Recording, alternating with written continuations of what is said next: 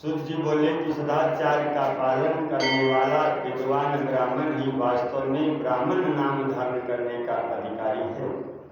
जो केवल वेदोक्त आचार्य का पालन करने वाला एवं वेद का अभ्यासी है, उस ब्राह्मण की विप्र संख्या होती है। सदाचार, वेदाचार तथा विद्या, इनमें से एक एक गुण से ही युक्त होने पर उसे द्विज कहते हैं, जिसमें सर्व मात्रा में ही आचार्य का पालन देखा जाता है। जिसने विधायन भी बहुत कम किया है तथा जो राजा का सेवक का पुरोहित मंत्री आदि है, उसे क्षत्रिय ब्राह्मण कहते हैं। जो ब्राह्मण कृषि तथा वाणिज्य कर्म करने वाला है और कुछ ब्राह्मणोचित आचार्य का भी पालन करता है, वह वैश्य ब्राह्मण है। तथा जो स्वयं ही खेत जोतता, हल चलाता है, उसे शुद्र ब्राह्मण कहा जाता है। और जो दूसरों के दोष देखने वाला और परद्रोही है, उसे चांडाल द्विज कहते हैं। इसी तरह क्षत्रियों में भी जो पृथ्वी का पालन करता है, वह राजा है और दूसरे लोग राजतत्वहीन क्षत्रिय माने गए हैं। वैश्यों में भी जो धान्य आदि वस्तुओं का क्रय विक्रय करता है, वह वैश्य कहलाता है और दूसरों को वाणिक कहते हैं। जो ब्राह्मण क्षत्रियों तथा वैश्यों की सेवा में लगा रहता है, वही वास्तव में शूद्र कहलाता है। और जो शूद्र हर जोतने का काम करता है, उसे वश्य समझना चाहिए।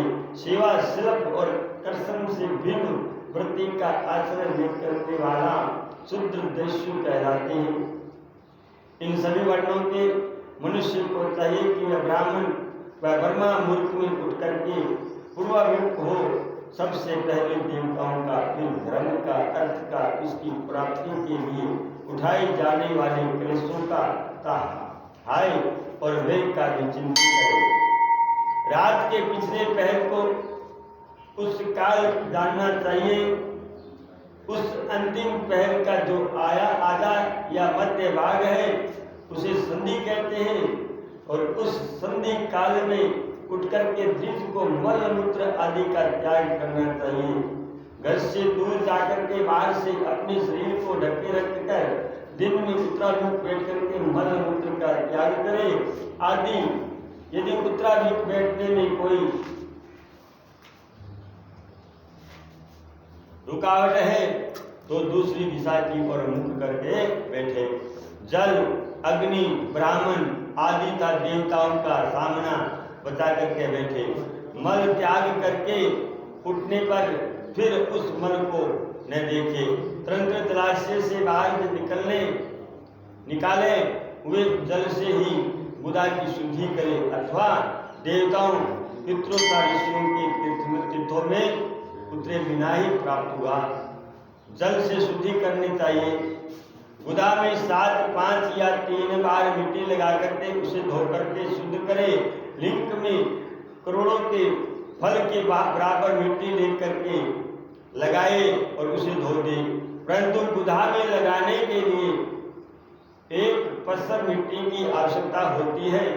लिंग और बुधा की शुद्धि की पश्चाताप उठ करके अन्यत्र जाए और हाथ पैरों की शुद्धि करके 8 बार कुल्ला करे। जिस किसी वृक्ष के पत्ते से अथवा उसके पतले काष्ठ से जल के बाहर दंतोन करना चाहिए। इस प्रसंग में तर्जनी उंगलियों का उपयोग न करें, यह दंत शुद्धि का विधान बताया गया है। तदनंतर जल संपत्ति देवताओं को नमस्कार करके मंत्र पाठ करते हुए जलाशय से स्नान करें। यदि कंठ तक या कमर तक पानी में खड़े होने की शक्ति न हो तो घुटने तक जल में खड़ा हो अपने ऊपर जल छिड़क करके मंत्र उच्चारण पूर्वक स्नान कार्य संपन्न करे। विद्वान पुरुषों को चाहिए कि वहां तीर्थ जल से देवता आदि का स्नान तर्पण भी करे। इसके बाद धोत वस्त्र लेकर के 5 कच्छ करके उसे धारण करे। साथ ही कोई उत्तरीय भी धारण कर सके, क्योंकि संध्या वंदन आदि सभी कर्मों में उसकी आवश्यकता होती है। यदि तीर्थों स्नान करने पर स्नान संपत्ति उतारे हुए वस्त्र को वहां धोए स्नान के पश्चात विद्वान पुरुष भीगे हुए उस वस्त्र को बावड़ी में कुएं के पास अथवा घर आदि में ले जा करके वहां पर पत्थर पर लकड़ी आदि पर जल में या सतल में अच्छी तरह धोकर के उस वस्त्र को निचोड़े। जो वस्त्र को निचोड़ने में जो जल गिरता है वह एक श्रेणी की पितरों की तृप्ति के लिए होता है। इसके बाद जावली उपनिषद में बताए गए अग्निरीति मंत्र से भस्म लेकर के उसके द्वारा त्रिपुंड लगाए। इस विधि का पालन न किया जाए, इसके पूर्व यदि जल में भस्म गिर जाए तो गिरने वाला नरक में जाता है। आपो ही दृष्टा इत्यादि मंत्र से आप पाप की शांति के लिए सिर पर जल छिड़के था। यस्य सयाय इस मंत्र को पढ़ करके पैर पर जल छिड़के। इसे संधि पक्ष कहते हैं। आपको ही तष्टा इत्यादि मंत्र में 3 तवचाएं हैं और प्रत्येक तवचा में गायत्री छंद के 3 चरण हैं। इनमें से प्रथम तवचा के 3 चरणों का पाठ करते हुए कर्मश पैर, मस्तक और हृदय में जल छिड़के। दूसरी तवचा के 3 चरणों को पढ़ करके कर्मश, मस्तक, हृदय और पैर में जल छिड़के। तीसरी तवचा के 3 चरणों का पाठ करते हुए कर्मश, हृदय और मस्तक का जल से पोषण करें। इसे विद्वान पुरुष मंत्र स्नान मानते हैं और किसी अपवित्र वस्तु से किंचित स्पर्श हो जाने, अपना स्वास्थ्य ठीक न रहने पर, राजा और राष्ट्र पर भय होने पर तथा यात्रा काल में जल की उपलब्धि न होने की विशेषता या जाने मंत्र स्नान करना चाहिए। प्रातः काल सूर्य से मनुष्य इत्यादि सूर्य से सायकाल अग्नि से मनुष्य इत्यादि अग्नि संपत्ति अनुवाग से जल का आचमन करके पुण्य जल से अपने अंगों का प्रोक्षण करें।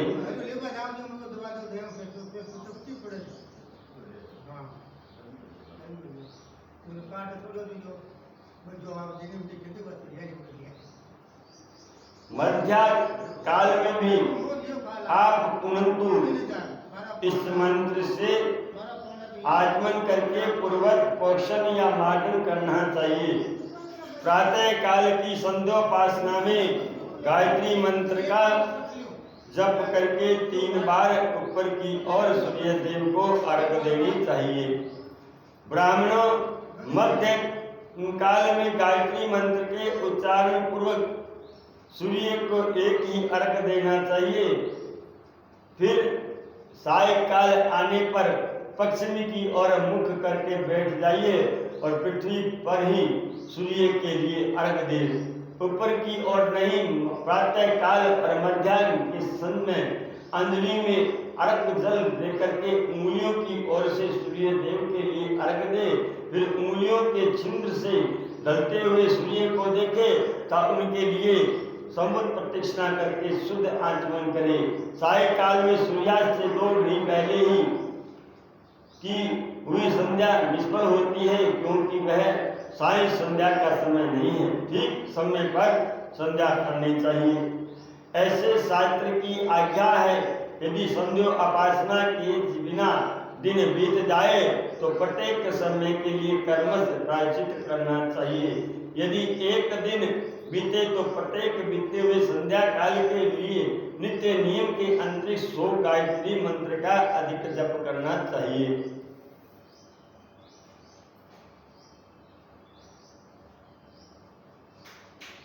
यदि नित्य कर्म के लुप्त हुए 10 दिन से अधिक बीत जाए तो उसके प्रायश्चित स्वरूप में 1 लाख गायत्री का जप करना चाहिए। यदि 1 मास तक नित्य कर्म छूट जाए तो पुण्य अपना उपनयन संस्कार करवाइए। अर्थ सिद्धि के लिए इस गौरी, कार्तिकीय, विष्णु, ब्रह्मा, चंद्रमा और यम का था ऐसे ही अन्य देवताओं का भी शुद्ध जल से तर्पण करें। फिर तर्पण कर्म को ब्रह्मार्पण करके शुद्ध आचमन करें। तीर्थ के दक्षिण पश्चात मंच में, मंत्रालय में, देवालय में, घर में अथवा अन्य किसी नियत स्थान में आसन पर विशिष्टता पूर्वक बैठ करके विद्वान पुरुष अपनी बुद्धि को स्थिर करे और संपूर्ण देवताओं को नमस्कार करके पहले प्रणव का जप करने के पश्चात गायत्री मंत्र की आरती करे। प्रणव के ए और ओ में इन तीनों अक्षरों से जीव और ब्रह्मा की एकता का प्रतिपादन होता है। इस बात को जान करके प्रणव ओम का जप करना चाहिए। जप काल में यह भावना करनी चाहिए कि हम तीनों लोगों की सृष्टि करने वाले, ब्रह्मा पालन करने वाले, विष्णु का सहार करने वाले रुद्र की जो सोम प्रकाश चिन्मय है उपासना करते हैं।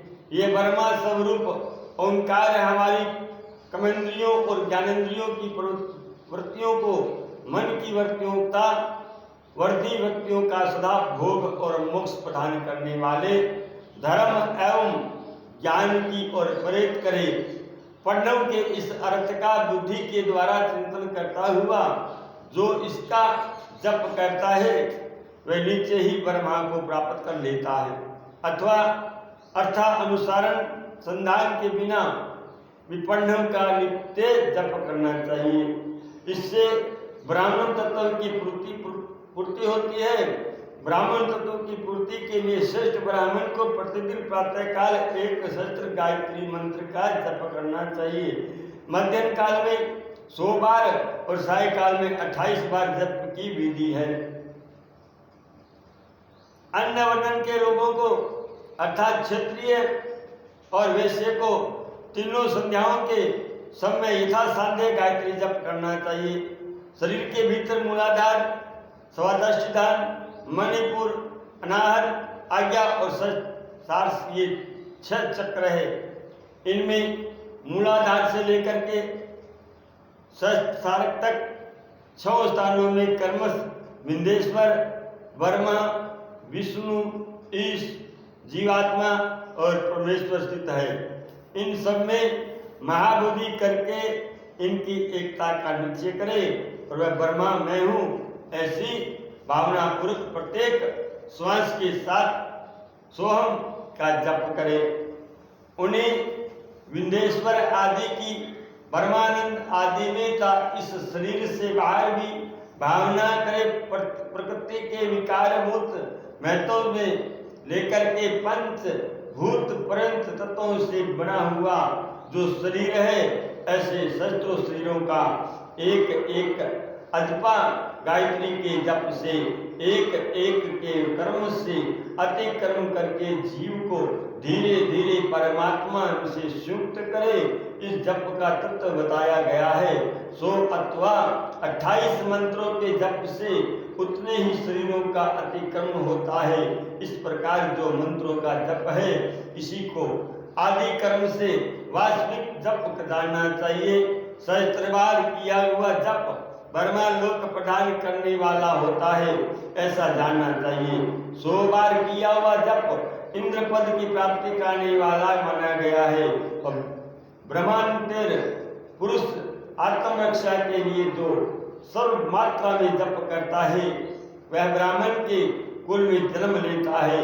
प्रतिदिन सूर्य स्नान करके उपयुक्त रूप से जप का अनुष्ठान करना चाहिए।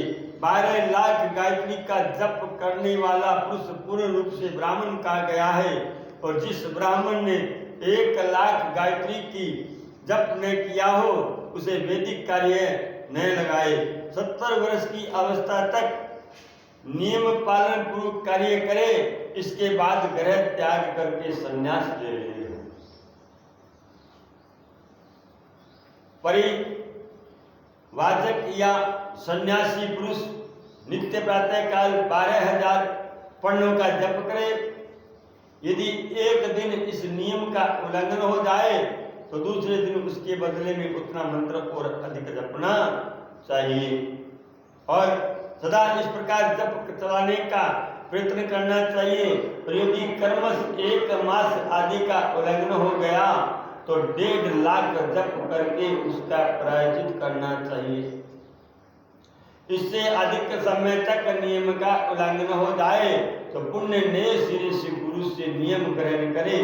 ऐसा करने से दोषों की शांति होती है, अन्यथा वह रोग नरक में जाता है। जो सकाम भावना से युक्त गृहस्थ ब्राह्मण है उसी को धर्म तथा अर्थ के लिए यत्न करना चाहिए। मुमुक्षु ब्राह्मण को तो सदा ज्ञान का ही अभ्यास करना चाहिए। धर्म से अर्थ की प्राप्ति होती है, अर्थ से भोग सुलभ होता है, फिर उस भोग से वैराग्य की समाना होती है। और धर्म पूर्वक उपार्जित धन से जो भोग प्राप्त होता है उससे एक दिन अवश्य वैराग्य का हृदय होता है। धर्म के विपरीत अधर्म से उपार्जित हुए धन के द्वारा जो भोग प्राप्त होता है उससे भोगों की प्राप्ति आसक्ति उत्पन्न होती है। मनुष्य धर्म से धन पाता है, तपस्या से उसे दिव्य रूप की प्राप्ति होती है।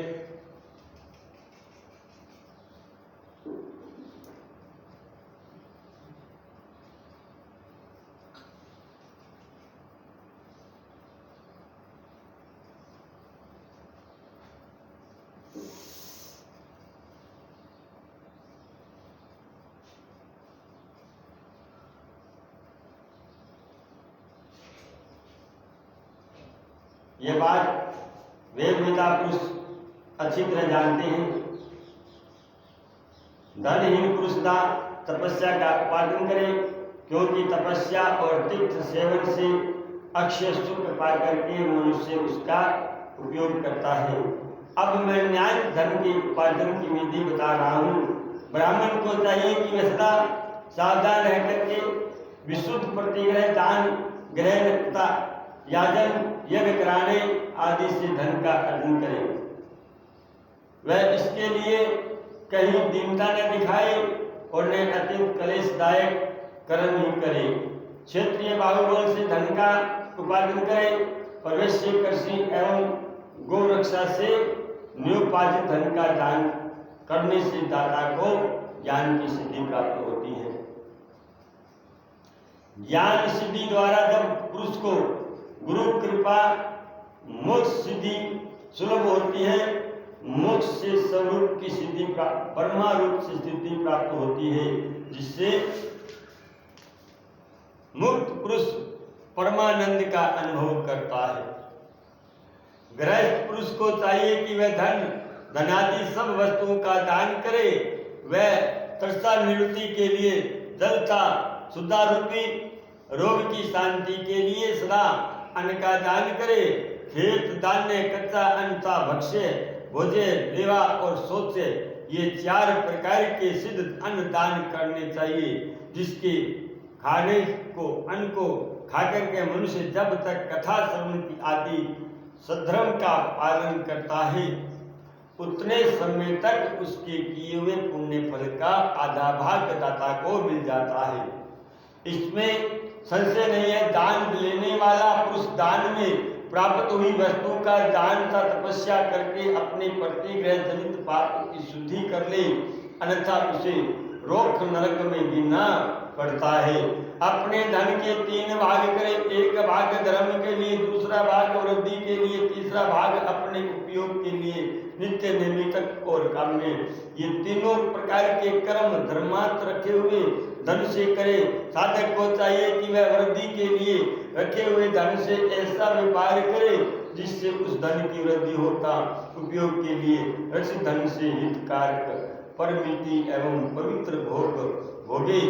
खेती से पैदा किए हुए धन का 10वां अंश दान कर दे, इससे पाप की शुद्धि होती है। शेष धन से धर्म वृद्धि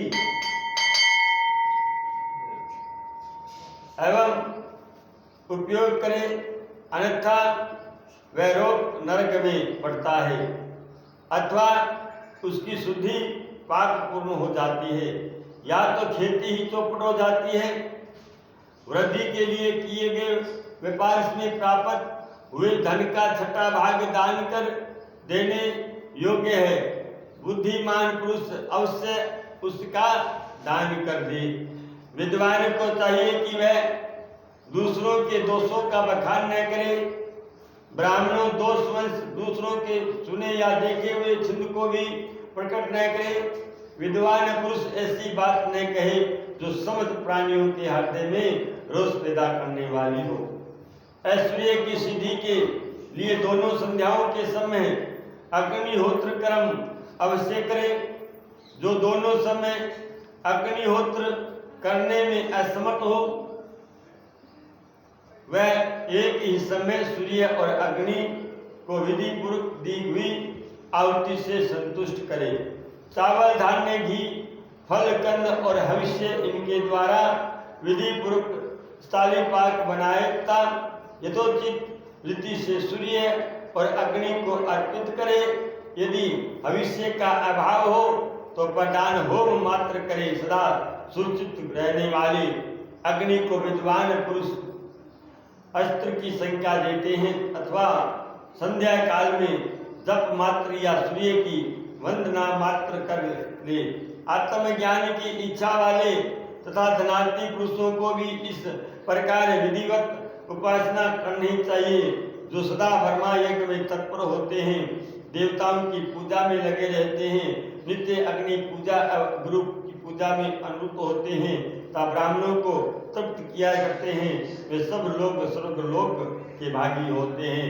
अग्नि यज्ञ, देव यज्ञ और ब्रह्मा यज्ञ आदि का वर्णन भगवान शिव के द्वारा सातों वारों का निर्माण तथा उसमें देवाराधन से विभिन्न प्रकार के फलों की प्राप्ति का कथन होता है। तो ऋषियों ने कहा कि हे प्रभु, अग्नि यज्ञ, देव यज्ञ, ब्रह्मा यज्ञ, गुरु पूजा तथा ब्रह्मा तृप्ति का हमारे समस्त कर्म वर्णन कीजिए। सूर्य बोले, मैसियों, गृहस्थ पुरुष अग्नि में सायकाल और प्रातः काल जो चावल आदि द्रव्य की आहुति देता है उसी को अग्नि यज्ञ कहते हैं। जो ब्रह्मचार्य आश्रम में स्थित है और ब्रह्मचारियों के लिए समिधा का आधान ही अग्नि यज्ञ है, वह समिधा का ही अग्नि में हवन करे। ब्राह्मणों ब्रह्मचार्य आश्रम में निवास करने वाले विदों का जब तक विवाह न हो जाए और वह उपासना की प्रतिष्ठा न कर ले, जब तक उनके लिए अग्नि में समिधा की आहुति, व्रत आदि का पालन तथा विशेष यजन आदि ही कर्तव्य है। यही उनके लिए अग्नि यज्ञ है। जिन्होंने ब्रह्मा अग्नि को विचित करके अपनी आत्मा में ही अग्नि का आरोप कर लिया है, ऐसे वानप्रस्थियों और सन्यासियों के लिए यही हवन किया अग्नि यज्ञ है कि वह विहित समय पर हित करके परमित और पवित्र अन्न का भोजन कर ले। ब्राह्मणों, सायकाल अग्नि के लिए दी हुई आहुति संपत्ति प्रदान करने वाली होती है, ऐसा जानना चाहिए। और प्रातः काल सूर्यदेव को दी हुई आहुति आयु की वृद्धि कराने वाली होती है। यह बात अच्छी तरह समझ लेनी चाहिए। दिन में अग्निदेव सूर्य में ही प्रविष्ट हो जाते हैं। अतः प्रातः काल सूर्यों को दी हुई आहुति अग्नि यज्ञ के ही अंतर्गत इंद्र आदि का समस्त देवताओं के उद्देश्य से अग्नि में जो आहुति दी जाती है उसे देव यज्ञ समझना चाहिए। स्थालीपाक आदि यज्ञों को देव यज्ञ मानना चाहिए। लौकिक अग्नि में प्रतिष्ठित चूड़ा कर्म आदि संस्कार निमित्त हवन कर्म उन्हें भी देव यज्ञ के ही अंतर्गत जानना चाहिए। अब ब्रह्मा यज्ञ का वर्णन सुनो। द्विज को चाहिए कि वह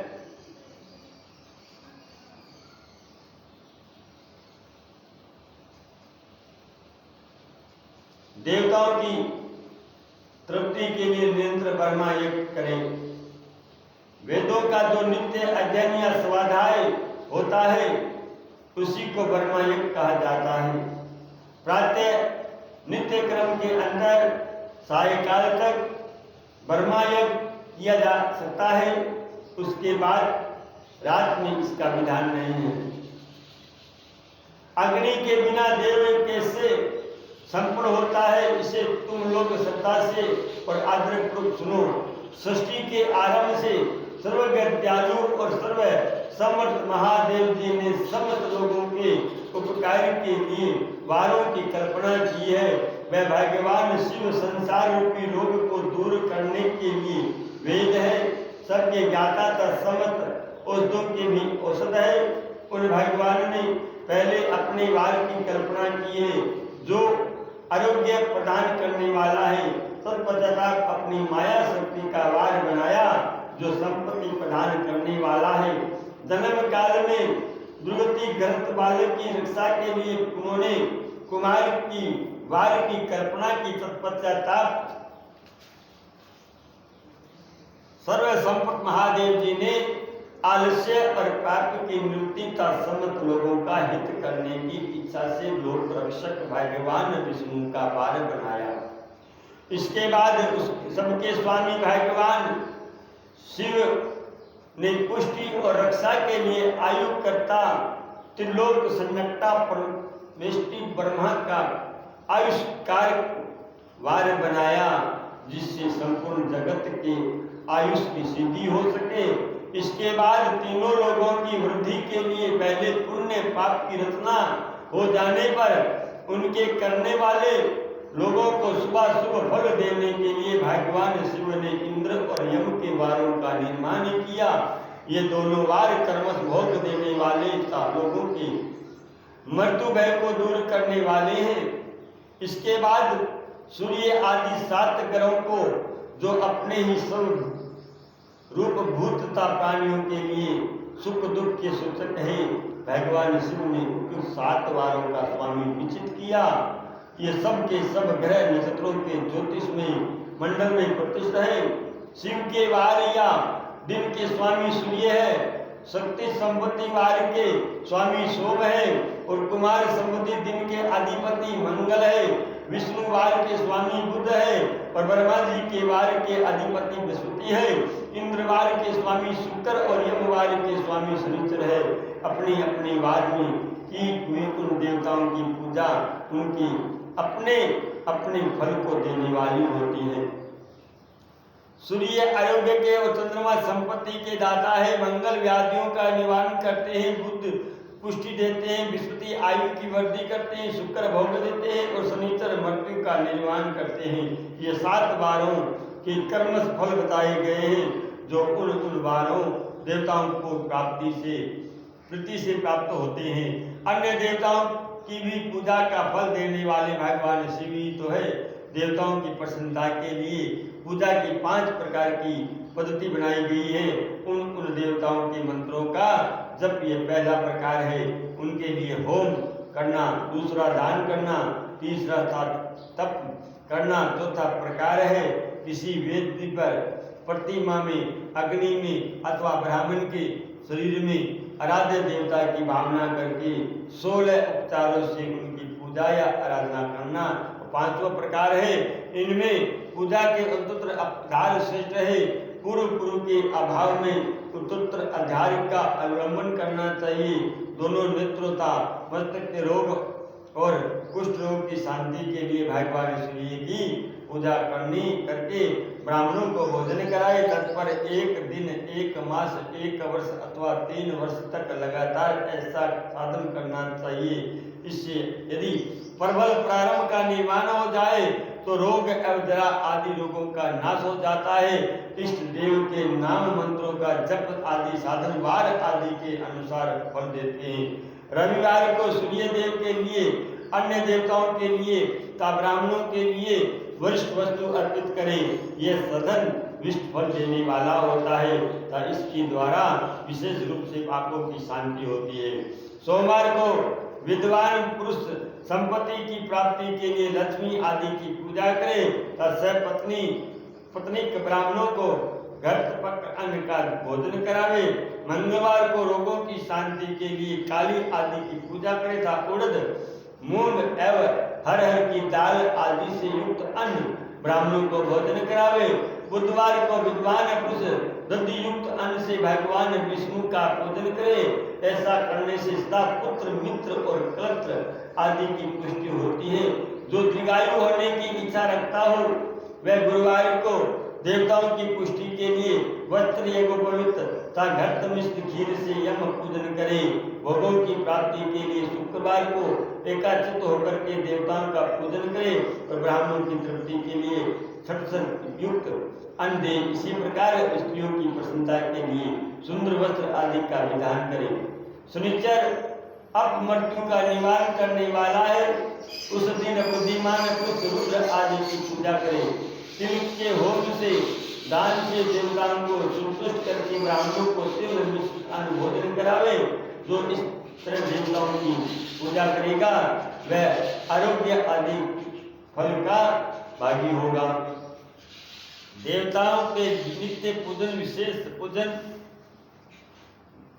स्नान दान जप होता ब्राह्मण तर्पण आदि में एवं रवि आदि वारों में विशेष तिथि और नक्षत्रों का योग प्राप्त होने पर विभिन्न देवताओं के पूजन में सर्वज्ञ